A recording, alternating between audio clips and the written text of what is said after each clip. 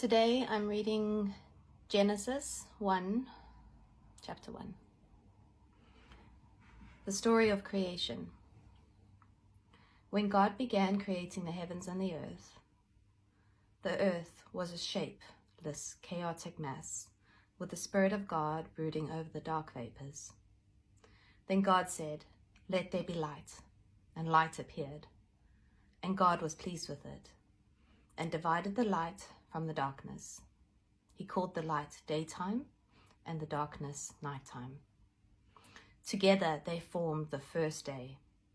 And God said, "Let the vapors separate to form the sky above and the oceans below."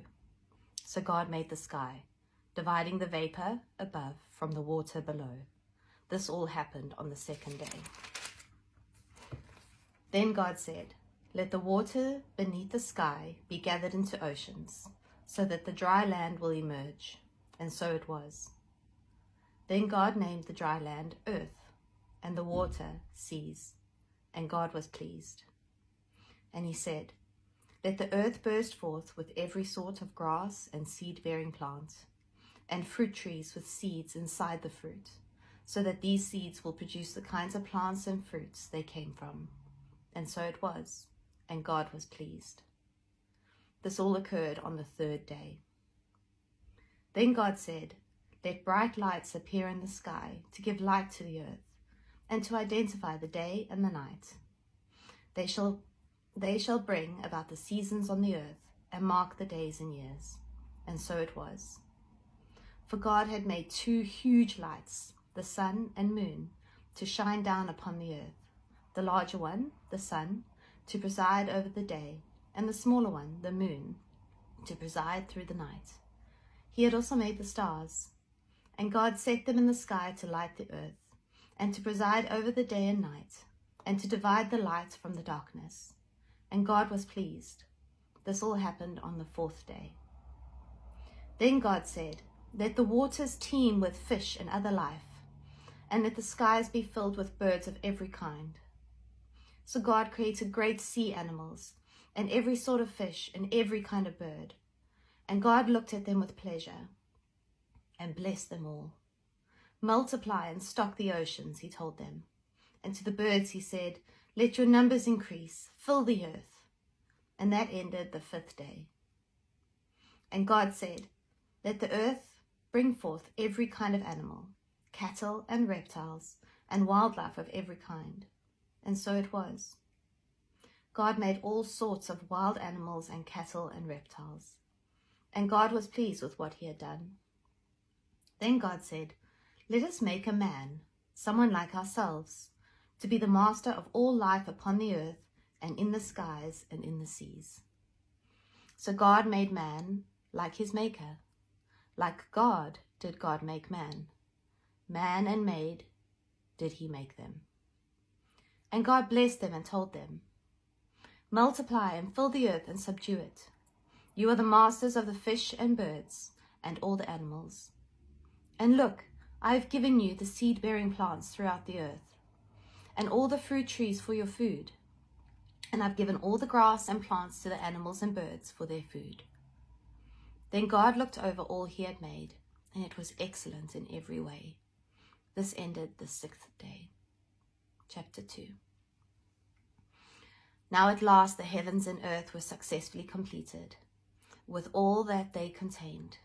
So on the seventh day, having finished his task, God ceased from his work he had been doing. And God blessed the seventh day and declared it holy, because it was the day when he ceased this work of creation. Adam and Eve. Here is a summary of the events in the creation of the heavens and earth when the Lord God made them. There were no plants or grains sprouting up upon the earth at first, for the Lord God hadn't sent any rain, nor was there anyone to farm the soil. However, water welled up from the ground at certain places and flowed across the land. This time came when the Lord God formed a man's body from the dust of the ground and breathed it the breath of life, and man became a living person. Then the Lord God planted a garden in Eden to the east, and placed in the garden the man he had formed. The Lord God planted all sorts of beautiful trees there in the garden, trees producing the choicest of fruit.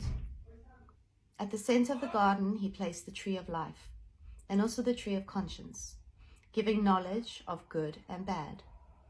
A river from the land of Eden flowed through the garden to water it. Afterwards, the river divided into 4 branches. One of these was named Pishon. It winds across the entire length of the land of Havilah, where nuggets of pure gold are found. Also beautiful bdellium and even lapis lazuli. The second branch is called the Gihon, crossing the entire length of the land of Cush. The third branch is the Tigris, which flows to the east of the city of Asher, and the fourth is Euphrates. The Lord God placed the man in the Garden of Eden as its gardener, to tend and care for it. But the Lord God gave the man this warning: "You may eat any fruit in the garden except fruit from the tree of conscience, for its fruit will open your eyes to make you aware of right and wrong, good and bad. If you eat its fruit, you will be doomed to die." Then the Lord God said, "It isn't good for man to be alone. I will make a companion for him, a helper suited to his needs." So the Lord God formed from the soil every kind of animal and bird, and brought them to the man to see what he would call them. And whatever he called them, that was their name. But still there was no proper helper for the man. Then the Lord God caused the man to fall into a deep sleep, and took one of his ribs and closed up the place from which he had removed it, and made the rib into a woman, and brought her to the man. "This is it," Adam exclaimed. "She is part of my own bone and flesh.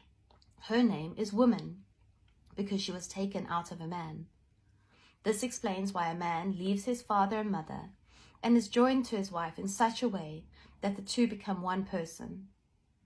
Now, although the man and wife were both naked, neither of them were embarrassed or ashamed. Chapter 3. The serpent was the craftiest of all the creatures the Lord God had made. So the serpent came to the woman. "Really?" he asked. "None of the fruit in the garden? God says you mustn't eat any of it." "Of course we may eat it," the woman told him. "It's only the fruit from the tree at the center of the garden that we are not to eat. God says we mustn't eat it or even touch it, or we will die." "That's a lie," the serpent hissed. "You'll not die. God knows very well that the instant you eat it, you will become like him, for your eyes will be opened. You will be able to distinguish between good from evil." The woman was convinced. How lovely and fresh looking it was, and it would make her so wise. So she ate some of the fruit and gave some to her husband, and he ate it too. And as they ate it, suddenly they became aware of their nakedness and were embarrassed. So they strung fig leaves together to cover themselves around their hips. That evening they heard the sound of the Lord God walking in the garden, and they hid themselves among the trees. The Lord God called to Adam, "Why are you hiding?" Adam replied, "I heard you coming and didn't want you to see me naked, so I hid." "Who told you you were naked?" the Lord God asked. "Have you eaten fruit from the tree I warned you about?" "Yes," Adam admitted, "but it was the woman you gave me who brought me some, and I ate it." Then the Lord God asked the woman, "How could you do such a thing?" "The serpent tricked me," she replied. So the Lord God said to the serpent, "This is your punishment.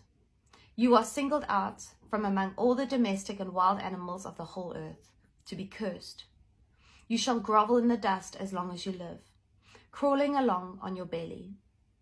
From now on, you and the woman will be enemies, as will your offspring and hers.